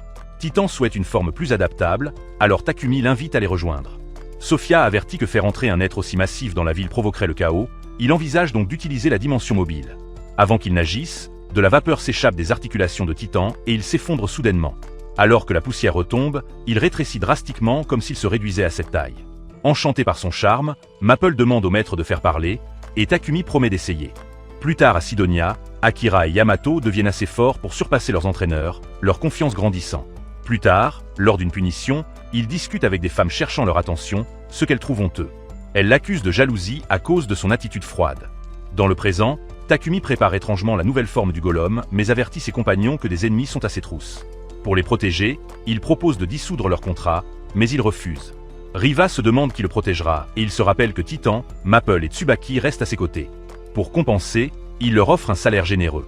Maria, silencieuse jusqu'à présent, se lève, pointe sa lance vers lui et déclare qu'il doit d'abord l'affronter s'il insiste. Takumi réalise qu'il ne peut pas abandonner ceux qu'il apprécie, mais Maria insiste sur le fait qu'ils ont prouvé leur valeur. Sans eux, il ne peut pas s'élever. Submergée, elle pleure, et Sophia remarque que ses mots, censés les protéger, sont les plus durs. Comme Riva et Sophia, elle a prêté allégeance. Comprenant son erreur, Takumi s'excuse et leur demande de rester. Ils réaffirment leur dévotion, déterminés à ce que leur voyage est loin d'être terminé. Renforcés, ils assistent à l'armure nouvellement améliorée de Titan, son culot éblouissant. Le golem, maintenant avec une voix, célèbre son puissant corps en adamantite et miféral, armé d'une masse et d'un bouclier. Takumi révèle un hangar caché contenant un immense titan, conçu pour fusionner avec le plus petit en un grand titan. Alors que la fusion réussit, il ressent une véritable joie. Au-dessus, Nolan observe jusqu'à ce qu'une autre déesse arrive avec de sinistres nouvelles. Anat, longtemps considérée comme disparue, a refait surface en raison de siècles de foi de l'église de la lumière divine. Pire, Anat se transforme en un esprit maléfique et avec Sidonia appelant des héros, la guerre est proche. Nolan, incapable d'interférer directement, confirme qu'elle est bénie pour Kumi et lui fait confiance pour ce qui l'attend. Pendant ce temps, Elisabeth se tient au cercle magique de Sidonia, attendant le moment fatidique. Un an plus tôt, dans une colonie près de Bolton, une femme bête nommée Manimorn se tient devant une tombe jusqu'à ce qu'un connaissance l'appelle. Dans un wagon de train, elle entend des villageois discuter de leur manque d'endroits où aller et de l'effondrement de leur économie à cause des actions égoïstes des nobles. Lorsque les choses se sont aggravées, les nobles ont abandonné les villages et inondations, laissant les gens amers. Aonan les blâme pour la mort du mari de Mani, car il a travaillé jusqu'à se sentir mal sans recevoir de soins appropriés. Un an après la ruine du village, Bolton apprend que le comte Rockford accueillit les réfugiés. Ses subordonnés sont furieux de la cruauté des nobles. Pendant que Bolton insiste sur le fait qu'ils doivent aider les personnes déplacées, Rockford demande des terres pour 1000 réfugiés, mais le seul territoire disponible est infesté de monstres dangereux. Les éliminer sera difficile, mais ils n'ont pas le choix. Pour résoudre cela, ils convoquent la seule personne qui peut aider. Pendant ce temps, Takumi considère que c'est un bon moment pour les ailes de Nolan de défier un donjon, et alors qu'il atteint l'entrée d'élaborant, l'alchimiste réfléchit à son désir de longue date d'explorer un tel endroit. Parmi de nombreux donjons, ils choisissent le deuxième plus difficile, la forêt du roi des bêtes, une vaste forêt remplie de ciel malgré le fait qu'elle soit souterraine. Les monstres à l'intérieur étaient moins nombreux mais plus forts que ceux à l'extérieur. Les sens aigus de Maple ont aidé l'équipe à tendre des embuscades aux ennemis, tandis que Titan absorbait les attaques, permettant aux ailes de Nolan de vaincre les boss de niveau et de réclamer des trésors. Après une journée complète, ils atteignent le niveau final, ravis de leur progrès avec peu de dommages. Juste au moment où Takumi note leur chance d'éviter les pièges, il en déclenche un. Une boule de fer roulante. Mais il s'échappe à temps. Maple demande si Titan aurait pu le détruire, et Takumi explique qu'il a suivi les ordres à la lettre. Soudain, un chemin se scelle, les forçant à emprunter la seule route. Takumi sent des ennuis, et un dragon de terre de Rantès apparaît, le faisant regretter de ne pas avoir amené Titan. La bataille favorise largement le dragon, maintenant les ailes de Nolan sur la défensive. Takumi saisit une brève ouverture en instructant Titan et Maple de retenir la queue du monstre. Maple l'attache avec des toiles, permettant à Sophie de percer le membre du dragon avec sa lance. Le tranchant de vent de Takumi, la pluie de feu de Riva et les flammes de Maria suivent, culminant avec Titan invoquant la lumière du jugement. Riva suppose la victoire, mais Takumi réalise que le dragon n'est pas vaincu. Se relevant des cendres, il crache du feu sur Titan, infligeant de graves dégâts. Au milieu du chaos, Sophie repère son point faible, le flanc. Takumi appelle Tsubaki pour le percuter, et l'alchimiste lance une épée électrisée, faisant disparaître le dragon, sécurisant le trésor final du donjon. De manière inattendue, Tsubaki évolue, devenant plus grande. Takumi collecte des restes de dragon, voyant un potentiel pour le crafting. Plus tard, convoqué par Godland Bolton, l'alchimiste apprend qu'une terre du sud inhabitée est envahie par des monstres. Autrefois envahi par Triara, le royaume est tombé après sa défaite. Il note l'adamantium et le mithril caché de la région, attirant l'intérêt de Bolton. Godwin suggère que Takumi établisse une colonie sur cette terre, se rappelant comment il a rapidement construit un mur défensif dans le village de Bourg, prouvant son habileté. Son assistant mentionne une rivière au printemps à environ 105 miles au sud de Bolton, en faisant un site prometteur en raison de sa source d'eau et de sa distance par rapport aux monstres. Sophia s'inquiète que Takumi soit poursuivi par le squadron divin, et Godwin regrette d'avoir fait cette demande à un moment si difficile. Cependant, il est impatient de voir cette colonie achevée rapidement, car un village a été abandonné il y a un an en raison de la corruption des nobles, laissant son peuple sans abri. Sans abri et cherchant refuge à Bolton et Rockford. Takumi, lui-même ancien sans-abri, accepte d'aider. Plus tard, il refuse une escorte afin que les ailes de Nolan voyagent seuls vers le site, où ils utilisent la magie de la terre pour construire des murs, des routes, des aqueducs et chasser les monstres. Après des progrès significatifs, Takumi envoie Sophia à Bolton pour convoquer les nouveaux colons, ce qui informe Dieu lorsqu'il est étonné que la colonie soit déjà prête à être habitée. Après seulement 10 jours de construction, le convoi de réfugiés est envoyé. On murmure qu'ils sont exilés vers la frontière sud remplie de monstres pour mourir, allégeant le fardeau des nobles. La gestion de la colonie est confiée à un homme riche de Bolton, probablement indifférent à leur sort. À leur arrivée, les guerriers du convoi sont choqués par les murs imposants, les maisons solides et même un château. L'officier Takuni explique que la terre est préparée pour l'agriculture et que le mur peut repousser les envahisseurs, sauf les dragons. Lorsqu'on lui pose des questions, un alchimiste déclare que le château est destiné à la gouvernance, avec des casernes pour les chevaliers et un système d'égout utilisant la magie. Sceptique, l'officier accuse Takumi de compter sur la magie, ce qu'il ne nie pas. Alors qu'ils observent leur nouveau foyer, certains réfugiés doutent de leur capacité à y vivre vraiment. Pendant ce temps, Sophie s'approche de Mani, qui révèle avoir perdu son mari. L'elfe sympathise et lui demande si elle souhaite un autre emploi. La femme bête reste silencieuse, alors l'elfe jure de consulter son maître. Mani est surprise d'apprendre qu'il en a un et le serviteur explique que cet homme a construit le village, et comme tout le monde est occupé, il pourrait avoir besoin d'un cuisinier ou d'une aide similaire. Il va ensuite parler à Takumi, promettant de vérifier la femme bête plus tard. Des heures plus tard, l'alchimiste propose à Mani un emploi pour répondre à ses besoins avec un salaire négociable. À ce moment-là, elle se rappelle d'une conversation passée sur la méfiance envers les nobles et comment son mari est mort à cause de leur cupidité. Craignant que l'histoire ne se répète, Mani décline, incapable de faire confiance au jeune alchimiste. Maria insiste sur le fait que Takumi est différent, mais il laisse tomber la question. Par la suite, Mani réalise qu'elle ne peut pas rester, convaincue qu'elle va maintenant faire face à une punition. Peut-être a-t-elle parlé par justice, ressentant un ressentiment persistant envers les nobles ou une pure frustration face à son impuissance. Perdue dans ses pensées, elle est soudainement attaquée sur le chemin de la forêt. Pendant ce temps, Maple se précipite pour avertir son maître qu'une horde de monstres envahit. Pour me donner des ordres, Doran commande de lever les ponts et de protéger les habitants. L'alchimiste insiste sur le fait qu'aucune créature ne peut grimper les murs, laissant les ailes de Nolan gérer la menace. Mani se précipite, mais il est trop tard, regardant le pont se soulever. Les résidents disent à Maria que son ami est parti par le pont sud. Inquiet, Takumi rassemble son équipe et part sur le Titan. Face à deux énormes loups, beaucoup pensent qu'elle est condamnée, mais Takumi arrive juste à temps, les abattant.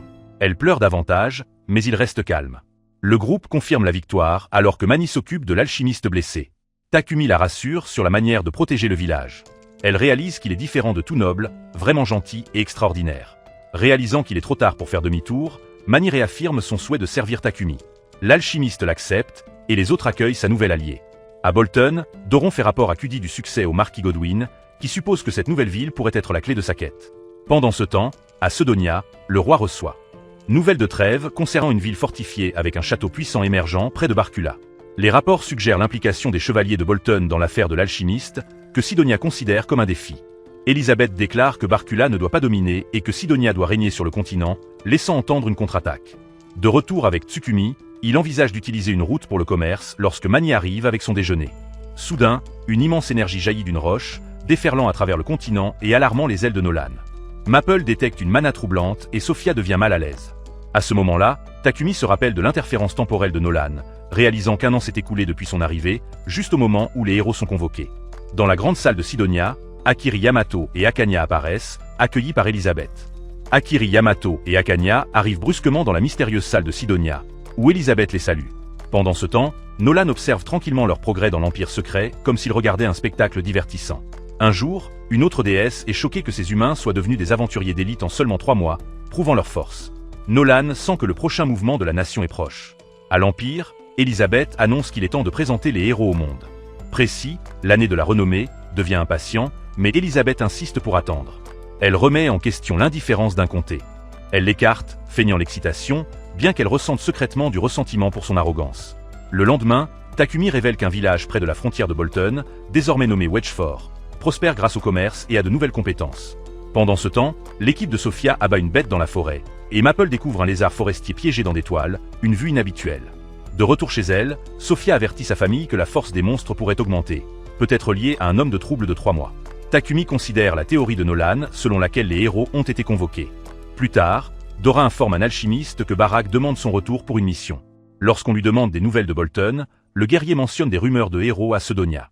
Takumi réalise que cela s'est probablement produit il y a 3 mois, choquant l'officier. Sophia relie l'homme de changement à leur arrivée. Lors d'une réunion, de nombreuses questions sur le rôle de Sidonia émergent, tandis que Maria voit une intervention divine. Seul, Takumi découvre la vérité. Sidonia n'a pas seulement reçu les héros, elle a utilisé de la magie interdite pour les invoquer. Le garçon espère sincèrement que les héros sont vraiment vertueux et réellement engagés à restaurer Sidonia, comme l'a affirmé Maria. Alors qu'ils partent pour l'Empire, le roi prie pour la bénédiction d'Anna sur eux. Lorsque la porte de la voiture s'ouvre, Yamato remarque la compagne femme bête d'Akan et la questionne furieusement sur sa présence. Akan explique que Lulu est son assistante, mais Yamato ne comprend pas pourquoi elle se réfère à une esclave de cette manière. Pendant ce temps, Elisabeth et les prêtres prient pour la faveur d'Anat. Le lendemain, à la guilde des aventuriers de Bolton, Anne s'informe Takuni des héros convoqués. 2 garçons et une fille, tous avec des cheveux et des yeux noirs. Les alchimistes soupçonnent qu'il pourrait être japonais comme lui. L'homme ajoute qu'ils sont transportés à l'église de la lumière divine à Romlia et Barcula. Le véritable objectif de la Macédoine est d'étendre son influence sur les nations alignées avec l'église de la création. Pendant ce temps, la société Pépé a demandé une escorte de l'aile de Nolan à la capitale royale. Lorsque Takumi rentre chez lui, beaucoup demandent à se joindre à la mission. Il connaît les risques, mais elle insiste sur le fait qu'elle se sent trop seule si elle est laissée derrière, et Maria est d'accord. Bien que Sophia trouve cela soudain, elle comprend le raisonnement de Mani et la soutient. La femme bête plaide pour les accompagner, leur rappelant qu'elle peut les aider avec la magie de la terre. Takumi finit par céder et demande à son partenaire de coordonner avec Maria ou Riva, promettant d'enregistrer Mani à la guilde le lendemain. Pendant ce temps, dans la carriole du héros, les hommes summonés se plaignent du trajet difficile. Moviepass Akira observe que Barcula a de nombreux elfes et suggère d'en emmener quelques-uns avec eux. Yamato soutient l'idée, malgré l'interdiction du pays d'exporter des esclaves. Cependant, il suppose que leur statut de héros incitera les autres à les suivre volontairement. Ils se vantent également qu'ils sont des aventuriers d'élite dépassant déjà le niveau 30. Akanyo, d'autre part, voit cela comme sa seule occasion d'intervenir dans les Baklato, espérant trouver un moyen de changer les choses grâce à sa compétence de révélation. Pendant ce temps, le groupe de Takumi se dirige vers la guilde locale après avoir terminé leur mission d'escorte. Cette promotion élèvera Takumi et Sophia au rang F et Mani au rang D, nécessitant leur carte de guilde pour la mise à jour. Au cours de la conversation, les 3 héros arrogants de Sidonia font irruption, exigeant que les autres s'écartent, allant même jusqu'à recourir à la violence contre ceux qui résistent. Apercevant Sophia et Mani, ils sont captivés par leur beauté et insistent pour les acheter. Takumi refuse immédiatement et leur dit de partir s'ils n'ont pas d'affaires réelles. Offensés, les héros exigent que les esclaves soient remis, mais Sophia et Mani refusent fermement. Cela met Akira en colère, qui attaque Takumi, mais son épée est rapidement brisée par la magie de décomposition de Takumi. Imado se jette à main nue, mais est facilement mis à terre. Voyant son épée brisée, Akira est dévasté, bien que Takumi note qu'il ne s'agissait que d'une lame en fer magique. Furieux, les héros avertissent Takumi qui le regrettera de les défier, mais il rétorque qu'attaquer des aventuriers à l'intérieur de la guilde est une grave erreur, avant de laisser entendre des répercussions menées par l'église de la lumière divine. Pendant ce temps, leur compagne, Akane, s'excuse et se présente, choquant Takumi avec son nom japonais, tout comme elle est surprise d'entendre le sien. Alors qu'Akane s'apprête à parler, Takumi lui couvre la bouche et l'avertit qu'il sera à l'hôtel Barolego. En s'éloignant, elle réalise qu'il est l'homme mentionné par sa capacité de révélation. Pendant ce temps, les ailes de Nul discutent des héros de Sidonia, mais Sophia les qualifie d'indignes et beaucoup craignent leur hostilité. Cependant, l'elfe note que la femme avec eux semblait raisonnable. Takumi se demande plus tard si révéler sa localisation était imprudent, mais Muria le rassure. Ailleurs, Akane et Lulu déguisés en robe fuient à travers des ruelles. Lulu veut rester derrière, mais Akane insiste sur le fait qu'elle est nécessaire.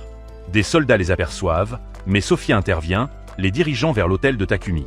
Un autre soldat se lance à leur poursuite, mais Maple le piège dans des toiles. À leur arrivée, un comté demande directement si Takumi est un descendant d'un japonais convoqué. Il hésite mais, faisant confiance à sa promesse de confidentialité, admet qu'il l'est, et que sa présence est liée au héros convoqué. Les attendants de Takumi sont également confus, alors il dévoile enfin la vérité, insistant pour qu'il garde le secret. Pendant ce temps, Akira et Yamato découvrent l'évasion d'Akane, et un leader religieux suggère d'annuler la visite à Romlia et de retourner à Sidonia pour réévaluer leur plan, se révélant comme un envoyé de la déesse Nolan. Takumi stupéfie les femmes tandis qu'Akane réalise que l'Empire sacré est le véritable méchant, ayant perturbé l'atmosphère habitée avec un sort de summoning interdit. Takumi, préférant une vie paisible en tant que producteur, avertit que les héros convoqués de Sidonia pourraient déclencher des guerres, bien qu'ils aient encore besoin d'alliés. L'église de la lumière divine les manipule pour rallier le soutien public. Lorsque Takumi demande pourquoi certains héros agissent avec arrogance, Akane explique qu'ils ont changé en arrivant dans ce monde. Elle a perturbé la nourriture de Sidonia et purifie tout ce qu'elle mange, soupçonnant que cela altère les esprits. Akara et Yamato, se concentrant sur l'escrime plutôt que sur la magie de lumière, ont peut-être été influencés par quelque chose dans leur alimentation, ce qui pourrait mener à un lavage de cerveau. Akane s'agenouille, suppliant Takumi de la libérer sur Lulu afin qu'il puisse enfin s'échapper. L'alchimiste dissipe le collier de Lulu, mettant fin à son servage. Bien que Lulu panique au début en pensant qu'elle a été abandonnée, Akane la rassure en lui disant qu'elles resteront ensemble en tant qu'amies. Elles s'étreignent et Takumi les presse de se rendre à son manoir à Bolton. Akane s'inquiète d'être un fardeau, mais il insiste pour aider. Au manoir, Akane apprécie un plat familier de sa patrie, ce qui la fait pleurer. Lulu hésite à se joindre à la table, mais réalise que sa vie a changé. Cette nuit-là, un garde à Wedgeford aperçoit une énorme estampette de monstres et envoie un message urgent à Bolton. Pendant ce temps, Takumi décide de libérer ses serviteurs de leur contrat, souhaitant qu'ils soient de véritables amis et alliés à la place. Maria, Sophia et Riva sont choqués, mais il est convaincu que leur lien doit être fondé sur la confiance et non sur l'obligation. Takumi forge ensuite les épées sacrées Amaterasu et Tsukuyomi, capables d'absorber le mana ennemi. Soudain, il reçoit une convocation d'urgence de la guilde. Wedge-Fort est attaqué. Takumi rejoint rapidement les Lions-Fans qui sont rassemblés avec Barak. Le maître de la guilde les avertit qu'une horde de monstres approche de la ville, attirée par les gens de Wedge-Fort. Le capitaine est appelé à l'aide, mais comme la plupart des aventuriers de haut rang sont absents, ce groupe plus faible doit intervenir. Takumi ressent la pression, mais Hans le rassure en disant que les 3 équipes disponibles sont aussi fortes que 100 guerriers. Real est choqué lorsque le 3e groupe s'avère être Scarlet Rose, une équipe de femmes dirigée par Merilda. Elle présente Barola le tank, Marie la mage, Paula la guérisseuse et Linda la scout. Real les déteste clairement, et Marilda se moque de lui pour être encore en vie. Barak met fin à la querelle, déclarant que le capitaine Doran partira bientôt dans la nuit, et Takumi doit avancer avec les Lions-Fans et Scarlet Rose. L'alchimiste part pour la ville, laissant Akane et Lulu au manoir sous la protection de Titan. À l'intérieur de la voiture magique, il donne à Sophia l'épée secrète, une Matarazu forgée à partir d'Oroshalcam. Son jumeau et Tsukuyomi infligent des dégâts mentaux même avec la moindre coupure. Takumi pense que combiner les attaques des 2 armes maximisera leur efficacité. Maria l'informe qu'ils approchent de Wedge-Fort. Effertich minus effertich minus effertich minus effertich minus effertich minus effertich minus effertich minus effertich minus effertich minus effertich minus effertich minus effertich minus effertich minus effertich minus effertich minus effertich minus effertich minus effertich minus effertich minus effertich minus. Hors de la voie, de nombreux monstres peuvent franchir les hauts murs et beaucoup supposent que les habitants de la ville sont en sécurité, mais elle a tort. Des rapports indiquent que des créatures volantes ont contourné les défenses et attaquent. Real tire immédiatement des flèches sur elles avant que la charrette n'arrive. Une fois sur le champ de bataille, Takumi manie le marteau de Thor tandis que Sophie invoque une tornade alors que les guerriers chargent. Maple demande à Tsubaki de cibler les monstres grimpant au mur. En voyant le groupe de Takumi, les soldats locaux abaissent le pont, et les crocs de lion et les rangées écarlates leur assurent qu'ils peuvent défendre la zone. Sophia annonce que les ailes de Nolan patrouilleront le périmètre. Au lever du soleil, tous les monstres à l'intérieur des murs sont vaincus et les habitants reconnaissants acclament leur sauveur. Pour Cupid, il demande à Riva et Mani de s'occuper des blessés pendant qu'ils, Sophia, Maria et Maple assistent les crocs de lion et la rose écarlate. Leur santé révèle quelque chose d'inhabituel. La horde de monstres ne se disperse pas mais se retire de manière organisée, malgré le fait que leur espèce agisse généralement de manière indépendante. Un garde de Wedge-Fort explique que la horde de monstres attaque, se retire et frappe à nouveau lorsque les humains se reposent. Takumi soupçonne qu'un leader les coordonne, bien que Tess doute qu'un tel monstre existe. Cependant, l'alchimiste croit que l'homme puissant issu de l'invocation du héros de Sidonia, il y a longtemps a peut-être déclenché l'évolution des monstres. Puisque le sort a été interdit par la déesse Nolan, ses effets sur les monstres ne seraient pas surprenants. Muriel indique que cette extermination sera différente des précédentes. Pendant ce temps, à Sidonia, le roi apprend qu'une énorme tempête de monstres a lieu près de Barcula. Il voit cela comme une opportunité. Si la horde affaiblit Barcula, Sidonia peut frapper. Pour maximiser l'avantage, il ordonne à ses troupes de se préparer en utilisant les héros au combat. Sa fille Elisabeth suggère d'étendre l'attaque aux alliés de Barcula comme Samondor avant qu'ils ne puissent intervenir. De retour à Wedge-Fort, les combats dans les basses terres sont utilisés pour soigner les blessés. Depuis le mur, Sophia est choquée par le nombre élevé de blessés. Riva arrive visiblement inquiète, apportant un repas pour l'elfe. Elle révèle son inquiétude pour Takumi, qui donne toutes ses potions. Pire, l'approvisionnement des ailes de Nolan a été acheté par la Pepic Company, et les aventuriers n'ont pas eu le temps de se réapprovisionner. Pour commencer un nouveau lot rapidement, Sophia aborde le problème avec le leader, mais il croit que les potions n'ont d'importance que lorsqu'elles sont utilisées. L'elfe insiste sur le fait que de futures attaques sont inévitables et que l'alchimiste devrait en garder quelques-unes pour lui. Mais Takumi rejette ce besoin, disant qu'il évitera simplement les blessures. Sophia s'attendait à cette réponse, c'est pourquoi elle lui a juré fidélité, prête à sacrifier sa vie. Ensuite, Takumi ordonne que les enfants soient rassemblés et protégés par Riva, Mani et Maple. Juste à ce moment-là, l'araignée humanoïde avertit de perturbations étranges dans la forêt. Takumi élabore un plan. Un barrage magique affaiblira l'ennemi avant que Tsubaki ne charge et que lui et ses alliés n'achèvent les monstres survivants. Les 3 groupes d'aventuriers se déplacent au-delà du mur et prennent position près de la horde, qui reste immobile. Bakumi, Sophia et Marie déclenchent le marteau de guerre, une tornade et une tempête de feu, tandis que Riva et Maria attaquent depuis le mur. Alors que le champ de bataille éclate dans le chaos, Tsubaki et ses alliés chargent, donnant un avantage majeur à la défense. Lorsque les lignes de front subissent un coup dur, Riva et Moni se précipitent pour protéger les enfants, laissant Maria défendre le mur. S dit à Takumi que les Lions-Fans garderont la gauche, tandis que Marilda déclare que Scarlet Rose couvrira la droite. Pendant la bataille, Sophia charge dans une nuée de monstres et libère une tornade. Takumi l'avertit de se replier, mais elle insiste sur le fait qu'elle va bien. Soudain, la horde se retire, révélant des scènes horribles. Des créatures plus grandes dévorent des plus petites et se mutent instantanément. Parmi elles, une bête ailée à 2 têtes émerge, lançant de l'énergie magique. Takumi soupçonne que c'est le chef. Au milieu du chaos, Sophia est frappée par une queue, la laissant vulnérable alors que la créature semblable à un dragon se prépare à l'écraser. Takumi se précipite pour la sauver, regrettant de ne pas avoir amené Titan. Sobaki est projeté de côté tandis que Sophia, déterminée à distraire l'ennemi, attire son attention mais est touchée par son attaque de souffle. Cette fois, Maple, Riva et Maria interviennent, repoussant la bête avec leur puissance combinée. Takumi et Sophia lancent ensuite une attaque dévastatrice, le marteau de Thor et une tornade infligeant des dégâts massifs. Enfin, l'elfe lance un Madrasure à Takumi, porte un coup féroce et canalise tout son mana dans Tsukuyomi pour un coup final, éliminant le chef monstrueux. Gravement blessée, Safi tombe à genoux alors que Takumi se précipite pour la soigner. Elle insiste pour qu'il se préoccupe d'abord de lui-même, tandis qu'il la gronde pour son imprudence. Elle défend ses actions, disant qu'elle voulait seulement le protéger, mais il lutte avec l'idée qu'elle a failli mourir inutilement. Si les filles n'étaient pas arrivées à temps, le lézard l'aurait tuée. Sophia rejette sa propre valeur, mais Takumi l'exhorte à ne pas jeter sa vie par les fenêtres. Les autres chefs de groupe arrivent, annonçant que tous les monstres ont été tués ou ont fui. Épuisé, Takumi s'effondre contre Sophia. Il est emmené se reposer et se réveille plus tard avec des nouvelles de sa guérison, se répandant dans la maison, provoquant une agitation. Murielda et S reconnaissent sa force auprès de Sophia. Quelques jours plus tard, le convoi revient à Bolton pour aider à la reconstruction, tandis que les héros de Sidonia laissent la dévastation dans leur sillage, blessant même des innocents. De retour dans son manoir, Takumi et son groupe partagent un festin de célébration pour se remettre de la bataille et du voyage. Cependant, les filles, dont Sophia, ont été distantes et renfermées depuis Wedgefort, s'inquiétant de plus en plus. Elles incitent Takumi à lui parler. Maria regrette d'avoir été trop dure avec Takumi, se comparant à une fontaine brisée. Pendant ce temps, Takumi s'excuse auprès de Sophia, qui admet qu'elle avait tort mais a agi pour le protéger. Il insiste sur le fait qu'ils devraient se soutenir mutuellement, car les ailes de Nolan ne seraient pas complètes sans elle. Touchée, Sophia promet de rester avec lui pour toujours, jusqu'à ce qu'un comté fasse irruption, ruinant le moment. Plus tard, Takumi rend visite à Lord Bolton, qui permet à un comté de Lulu de rester dans son manoir.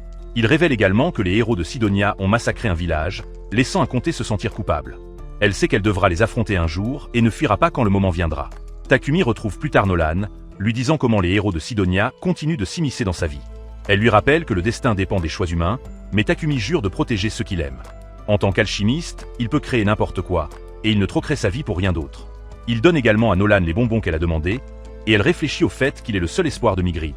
Ce n'est qu'en devenant plus fort qu'il pourra changer.